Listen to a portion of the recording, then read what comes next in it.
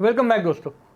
Recently मैंने स्केपिया का federal card apply किया था और कार्ड रिजेक्ट हो गया। काफ़ी लोगों का बैंक स्केपिया जो है कार्ड रिजेक्ट कर रहा है और प्रॉपर रीज़न नहीं बता रहा है। मैंने बोला यार ये क्या बात हुई। मैंने उन्हें एक ईमेल लिखा, बोला यार मेरा स्कोर 793 का है, मैंने अपना स्कोर भी अटैच कर दिया, बोला मल्टीपल बैंक के क्रेडिट कार्ड है, व्हाट इज़ द रीज़न, आप मुझे क्रेडिट कार्ड दे क्यों नहीं रहे हो। वही जेनरिक मेल आया, एज पर इंटरनल पॉलिसी आप देख सकते हो स्क्रीन पे कि ये फलाना ढिमकाना रीज़न है, हम आपको कार्ड नहीं दे रहे। मैंने दोबारा मेल लिखा कि नहीं ये सही नहीं है, आरबीआई के हिसाब से आपको मुझे प्रॉपर रीज़न देना पड़ेगा। फिर से वही मेल आया।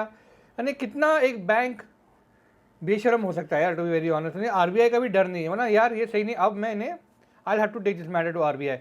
काफ़ी लोगों ने मुझसे कहा इंस्टाग्राम पे भी और यूट्यूब पे भी, सर इसका एक वीडियो बनाओ जहाँ पे अगर कोई बैंक हमारा कार्ड या लोन रिजेक्ट करता है इसका प्रोसेस क्या होता है, how do we file a complaint.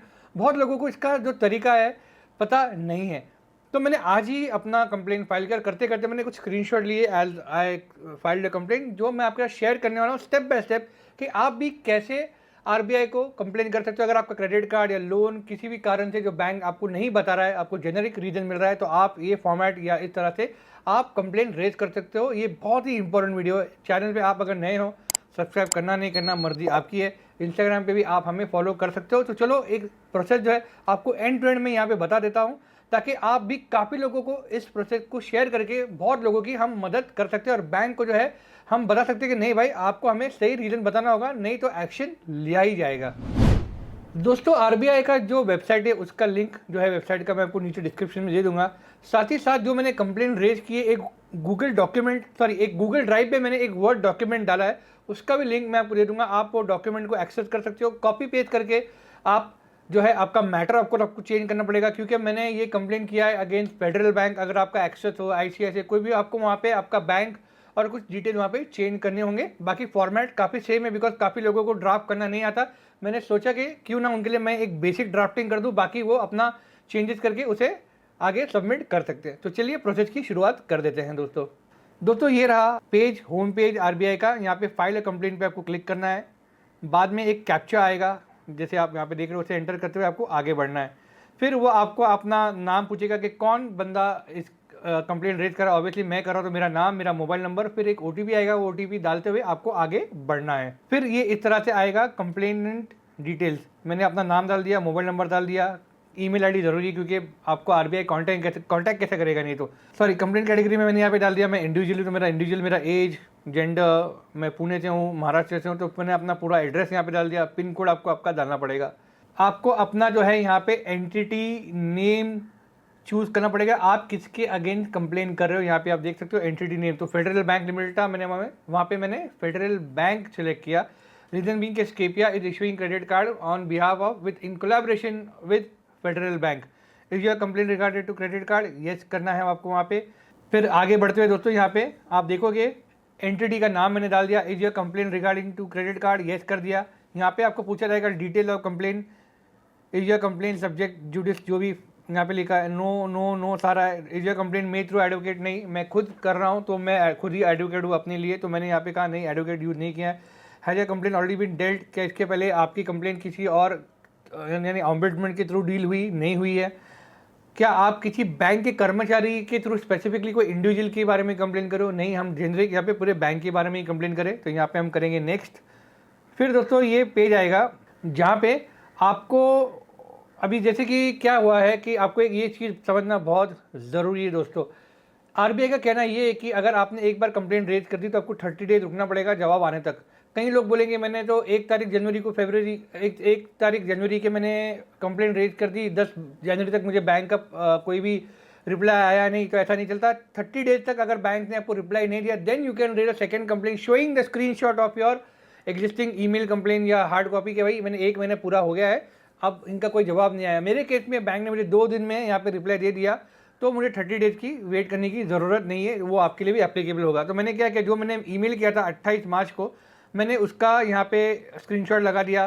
फिर उसके बाद बैंक का मुझे जो रिप्लाई आया 29-30 मार्च को, मैंने यहाँ पे नीचे have you received any reply from the entity यानी फ्रॉम द बैंक, येस, तो मैंने वहाँ पे डेट डाल दिया और उनका क्या रिप्लाई आया मैंने वहाँ पे उसे अटैच कर दिया। मैंने उनसे क्या किया और उनका क्या कहा और उन्होंने मुझसे वापस रिटर्न में उनका क्या बोलना है उन्होंने भी ईमेल किया, तो मैंने दोनों यहाँ पे अटैचमेंट यहाँ पे कर दिए।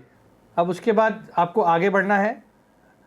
रिमाइंडर का कॉपी अगर आपने फिर से रिमाइंडर दिया, मैंने उन्हें फिर से रिमाइंडर दिया, तो मुझे वापस मैंने यहाँ पे रिमाइंडर का कॉपी डाल दिया। आगे बढ़ते हैं यहाँ पे, और यहाँ पे अपलोड रिमाइंडर कॉपी। मैंने उन्हें मेल किया, उन्होंने मुझे मेल किया, मुझे सेटिस्फैक्ट्री नहीं लगा, तो मैंने उन्हें फिर से मेल किया, नहीं मुझे आपने ठीक से जवाब नहीं दिया, मुझे सही जवाब चाहिए। तो जो मेरा सेकंड मेल था, मैंने यहाँ पे रिमाइंडर में उसे लगा दिया है। अब यहाँ पे देखिए, is your complain against the wallet of the regulatory, wallet नहीं है। Is your complain against business correspondent नहीं है। लोन वगैरह, लोन क्रेडिट कार्ड नंबर तो है ही नहीं ना, हमारे पास लोन अकाउंट नंबर है। तो हम आगे बढ़ते हैं। फिर यहाँ पे आप देखोगे दोस्तों, complain category credit card, complain सब कैटेगरी। अभी कंप्लेन का सब कैटेगरी आएगा ना, उसमें बहुत ज़्यादा ऑप्शन नहीं थे, तो जो मुझे लगा सही है मैंने चूज़ किया card issue, because card issue नहीं हुआ है, तो मैंने मेंटेनेंस एंड पिन उस कैटेगरी में डाल दिया। आपके ऊपर होगा आपको क्या डालना है।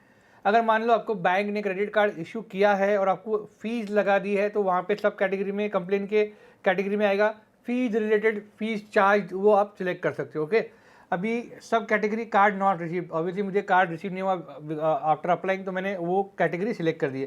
फैक्स ऑफ द कंप्लेन, अब यहाँ पे आप देखोगे मैंने यहाँ पूरा जो टाइप किया है, यही मैंने आपको एक वर्ड डॉक्यूमेंट में गूगल ड्राइव का लिंक दिया है, आप उसे कॉपी पेस्ट कर सकते हो। मैंने यही कॉपी पेस्ट किया है।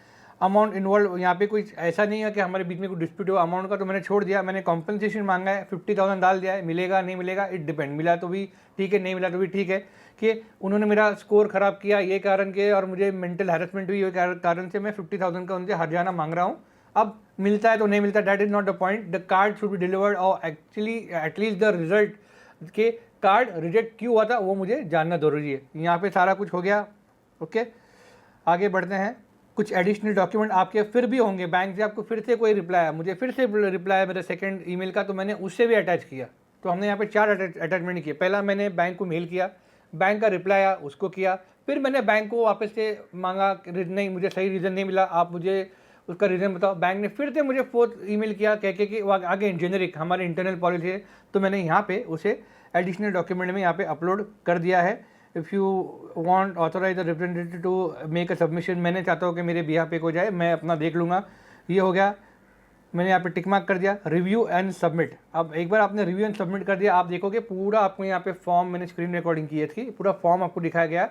एक बार चेक करना सब डिटेल ओके नहीं है। अगर आपको लगता है कुछ चेंजेस है, आपको कुछ चेंजेस करने हैं, तो आप चेंजेस करके उसे यहाँ पे रिव्यू एंड सबमिट कर सकते हो दोस्तों।